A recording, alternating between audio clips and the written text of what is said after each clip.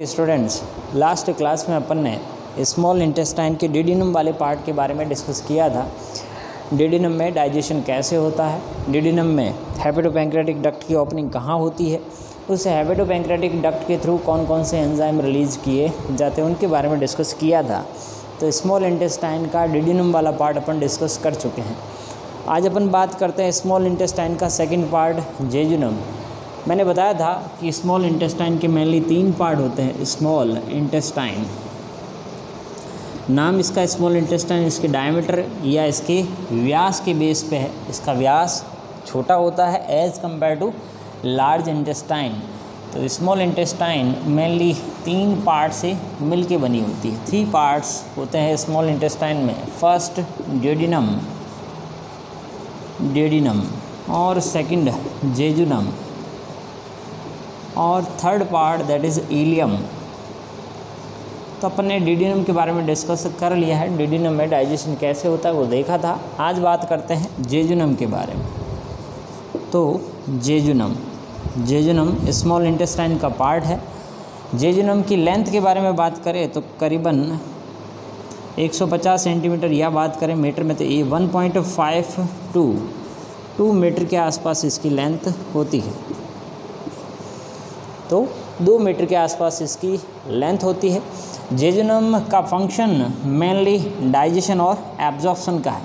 तो फूड का डाइजेशन यहाँ पर भी होता है एंड मेनली एब्जॉर्प्शन, अवशोषण।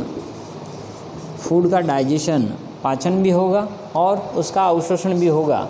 फूड के डाइजेशन के लिए इसमें जेजुनम की जो भीतरी वॉल है, इनर वॉल, उसके थ्रू इंटेस्टिनल जूस रिलीज किया जाता है, जिसमें खूब सारे एंजाइम प्रेजेंट होते हैं जो फूड का डाइजेशन करते हैं। तो डाइजेशन के लिए secretion of intestinal juice intestine वाले पार्ट से रिलीज हो रहा है, इसलिए इसको नाम दिया है इंटेस्टिनल जूस। इसका दूसरा नाम है सक्कस एंटेरिकस, क्योंकि ये जो स्मॉल इंटेस्टाइन वाला पार्ट है जेजुनम, इसका दूसरा नाम है सक्कस एंटेरिकस। सक्कस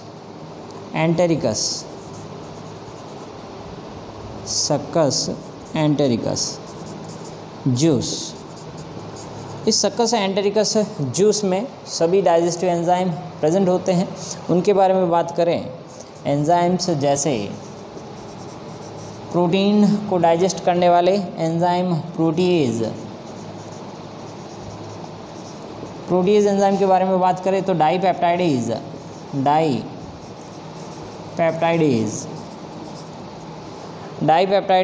एमिनोपेप्टाइडेज। ये डाईपेप्टाइडेज और एमिनोपेप्टाइडेज इस सक्कस एंटेरिकस या इंटेस्टिनल जूस में प्रेजेंट होते हैं। सीक्रेट कहाँ से होता है? जेजुनम से ही, इसकी भीतरी वॉल से। तो प्रोटीएज कार्बोहाइड्रेट को डाइजेस्ट करने वाले एंजाइम भी प्रेजेंट होते हैं, उनके बारे में बात करते हैं। डाईपेप्टाइडेज क्या करेगा? डाईपेप्टाइडेज जो भी पेप्टाइड है, पेप्टॉन्स है, प्रोटीन की जो सरल या सिंपल फॉर्म होती है डाईपेप्टाइड को कन्वर्ट करेगा किसमें? एमिनो एसिड में। और एमिनोपेप्टाइड भी कई सारे प्रोटीन को डाइजेस्ट करके एमिनो एसिड में कन्वर्ट करता है।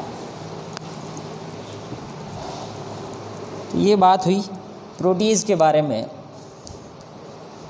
प्रोटीज के अलावा इसमें खूब सारे एंजाइम, अदर एंजाइम्स भी प्रेजेंट होते हैं, उनके बारे में बात करते हैं। जैसे एंजाइम्स डाईसैकेराइडेज, जैसा कि नाम से पता चलता है डाईसैकेराइडेज, यानी जो डाईसैकेराइड का पाचन करेंगे। डाईसैकेराइड के एग्जाम्पल माल्टेज, सुक्रेज और लैक्टेज।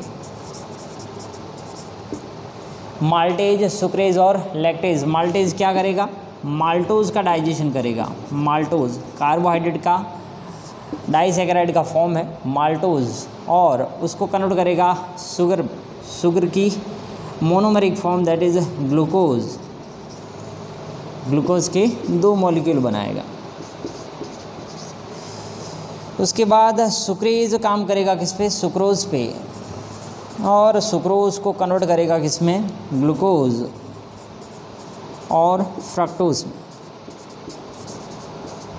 ये वाली फॉर्म कौन सी है, डाइसैकेराइड की फॉर्म है, और ये वाली मोनोसैकेराइड की फॉर्म है। तो लैक्टेज काम करेगा इस पे, लैक्टोज जिसको मिल्क शुगर कहा जाता है, और लैक्टोज को कन्वर्ट किया जाएगा ग्लूकोज प्लस गैलेक्टोज। तो ये तो शुगर की कौन सी है, मोनोमर वाली फॉर्म, या मोनोसैकेराइड्स कह सकते हैं इनको, मोनोसैकेराइड्स। और ये क्या है, एग्जाम्पल डाइसैकेराइड के, डाइसैकेराइड्स। तो these are disaccharide, maltose, sucrose और लैक्टोज। तो इन डाइसैकेराइड को कन्वर्ट किया जाता है किसमें, मोनोसैकेराइड में, in the presence of disaccharidase enzyme. इसके अलावा लाइपेज, न्यूक्लियस, सभी तरह के एंजाइम प्रेजेंट होते हैं किसमें, इस इंटेस्टिनल जूस में। तो लाइपेज जो क्या करेगा, लिपिड का डाइजेशन करेगा, nucleus, nucleic acid, DNA, RNA का डाइजेशन करेगा, उनको न्यूक्लियोटाइड और न्यूक्लियोसाइड में कन्वर्ट करता है। इसके अलावा एंजाइम लाइपेज करेगा क्या, फैटी एसिड और लिपिड को डाइजेस्ट करेगा, उनको किस में कन्वर्ट करेगा, ग्लिसरॉइड में, ग्लिसरॉइड्स। माइसेल्स पर भी एक्ट करता है, माइसेलीज, तो इनको कन्वर्ट करेगा किस में, ग्लिसरॉइड या मोनोग्लिसरॉइड्स।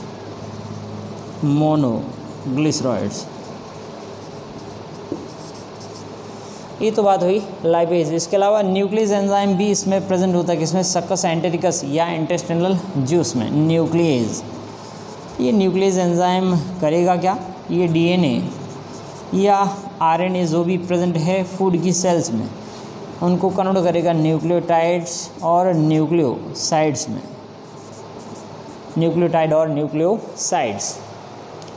तो ये एंजाइम्स थे जो सीक्रेट होते हैं कहाँ से, जेजुनम से। जेजुनम के बाद इसका कंटिन्यूस फॉर्म इलियम आता है। तो खास बात ध्यान रखने की ये है कि अभी बात बताई मैंने कि जेजुनम के अंदर फूड का डाइजेशन भी होता है और उसके साथ में फूड का एब्जॉर्प्शन भी होता है। तो फूड का डाइजेशन तो इन इंटेस्टिनल जूस या इन एंजाइम्स के थ्रू होता है और साथ ही साथ एब्जॉर्प्शन भी होता है। तो एक स्पेशल टाइप का स्ट्रक्चर पाया जाता है अंगुलीनुमा उभार, किसमें, जेजुनम और इलियम दोनों में। जेजुनम और इलियम में अंगुलीनुमा उभार पाए जाते हैं जिनको माइक्रोविलाई कहा जाता है, जो फूड के अवशोषण के लिए, फूड के एब्जॉर्प्शन के लिए उसका सरफेस एरिया बढ़ा देते हैं। तो इन jejunum and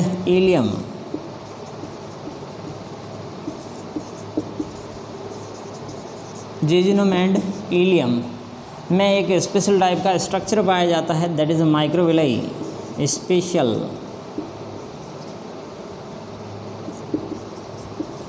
types of structure. खूब सारे अंगुलीनुमा फिंगर लाइक प्रोजेक्शन पाए जाते हैं, दैट इज़ माइक्रोविलाई। माइक्रोविलाई क्या है, फिंगर लाइक प्रोजेक्शन, अंगुलीनुमा उभार, फिंगर लाइक प्रोजेक्शन। इनका काम क्या है, फूड का अवशोषण करना। जो डाइजेस्टिव फूड है, जो पाचित भोजन है, उसमें जो अवयव प्रेजेंट है मोनोमर की फॉर्म में, उनका अवशोषण करके पीछे की तरफ डंप किया जाता है किसमें, ब्लड में। तो माइक्रोविलाई करेगी क्या, absorption of food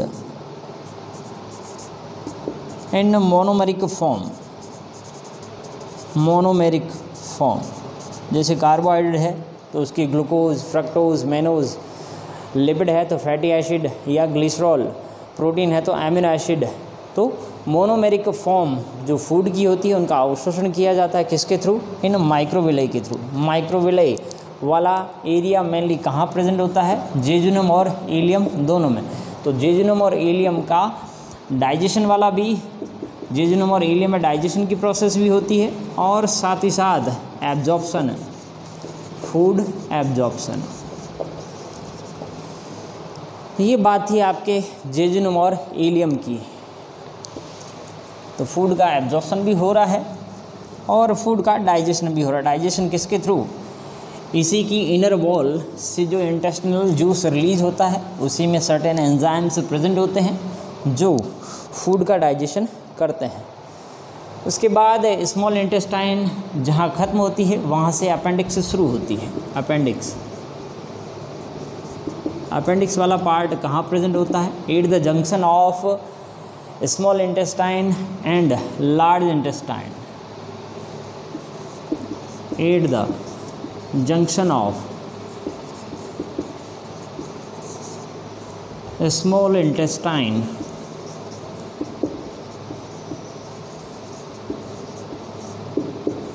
and large intestine।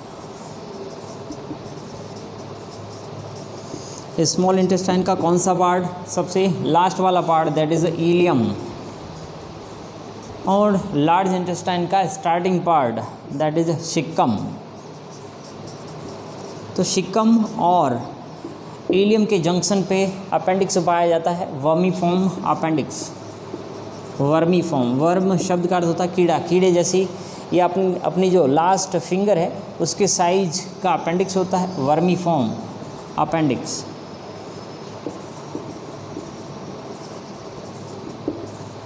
ये एक एग्जाम्पल है अपेंडिक्स किसका? वेस्टिजियल ऑर्गन का, अवशेषी अंगों का। अपने जो एंसेस्टर थे, यानी अपने जो पूर्वज थे, उनमें तो वेल डेवलप्ड था, एक डाइजेस्टिव सिस्टम का पार्ट होता था, लेकिन अभी इसका अपने डाइजेशन में कोई रोल नहीं है।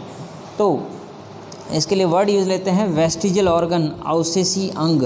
वेस्टिजियल ऑर्गन, अवशेषी अंग का उदाहरण है कौन? अपेंडिक्स। उसके बाद शुरू होती है कौन? लार्ज इंटेस्टाइन वाला पार्ट। उसके बारे में बात करते हैं। तो लार्ज इंटेस्टाइन के मेनली 3 पार्ट होते हैं, जिसके बारे में आपको बताया था लास्ट वीडियोस में। तो अब बात करते हैं किसके बारे में? Large intestine.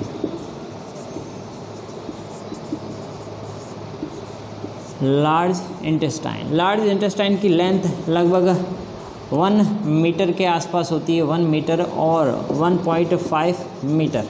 लार्ज इंटेस्टाइन भी 3 पार्ट से मिलके बना हुआ है, 3 पार्ट्स, शिक्कम, कोलन और rectum. First part that is caecum, second part colon और थर्ड पार्ट होता है इसका रेक्टम। और रेक्टम की ओपनिंग होती है किसमें? गुदा या एनस में। कोलन को भी फर्दर 3 पार्ट में डिवाइड किया गया है। कोलन का चढ़ने वाला भाग ऊपर की तरफ कुछ ऐसा स्ट्रक्चर होता है लार्ज इंटेस्टाइन का।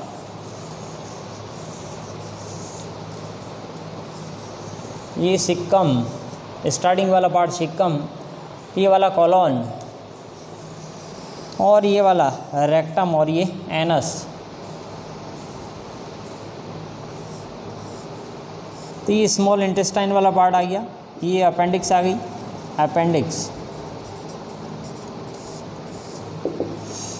और ये वाला पार्ट शिक्कम, ये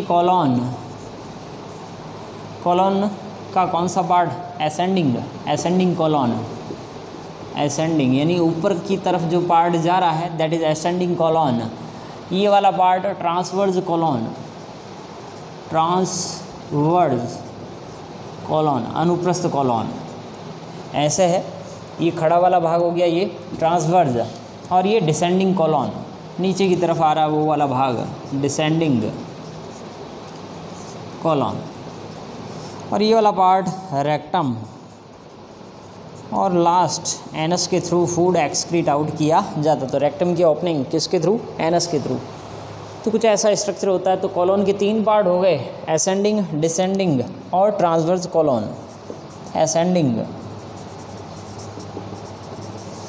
ट्रांसवर्स और डिसेंडिंग कोलन।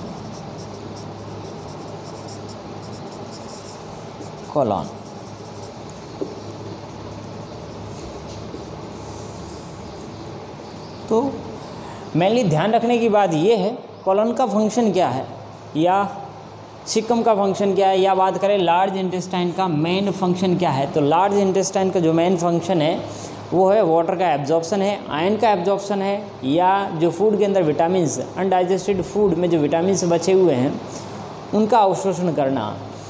तो एब्जॉर्प्शन ऑफ फंक्शन के बारे में बात करें तो एब्जॉर्प्शन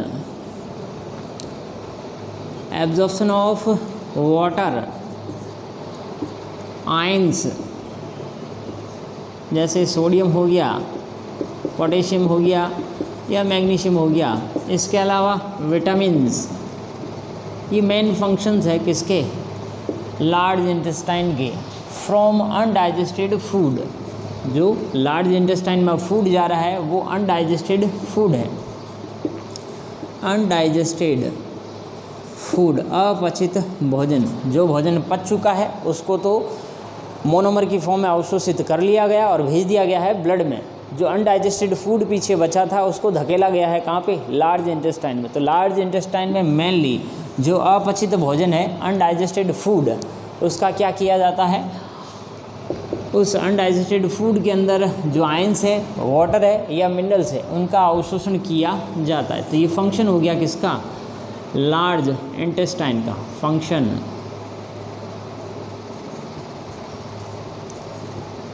किसका, लार्ज इंटेस्टाइन का।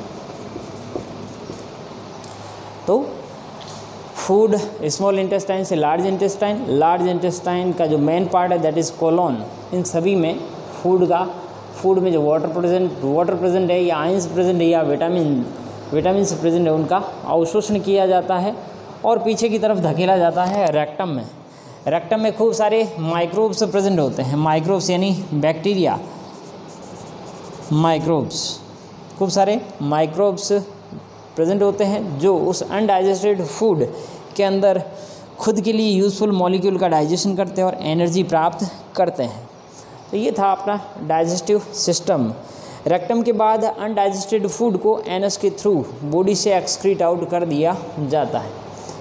तो ये था अपना डाइजेस्टिव सिस्टम वाला पार्ट जो 6 से 7 वीडियो में कंप्लीट हुआ है। डाइजेस्टिव सिस्टम से रिलेटेड 2 टर्म्स हैं, उनके बारे में डिस्कस करते हैं। पहला जो टर्म है वो है कैप्रोफेगी या हिंडगट फर्मेंटर।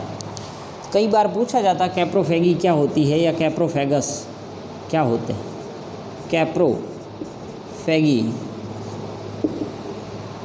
कैप्रो शब्द का अर्थ होता है अनडाइजेस्टेड फूड या फिकस। जो एनस से अनडाइजेस्टेड फूड एक्सक्रीट आउट होता है उसके लिए वर्ड यूज लेते हैं कैप्रो।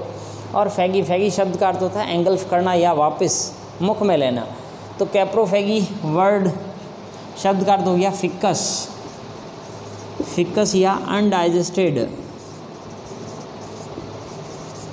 फूड रीअपटेक किया जाता है, रीअपटेक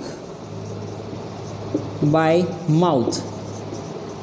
अनडाइजेस्टेड फूड अपचित भोजन या फिकस जो एनस के थ्रू बाहर आया है उसको रीअपटेक किया जाता है due to presence of nutrient, क्योंकि उस अनडाइजेस्टेड फूड में क्या प्रेजेंट होते हैं, न्यूट्रिएंट।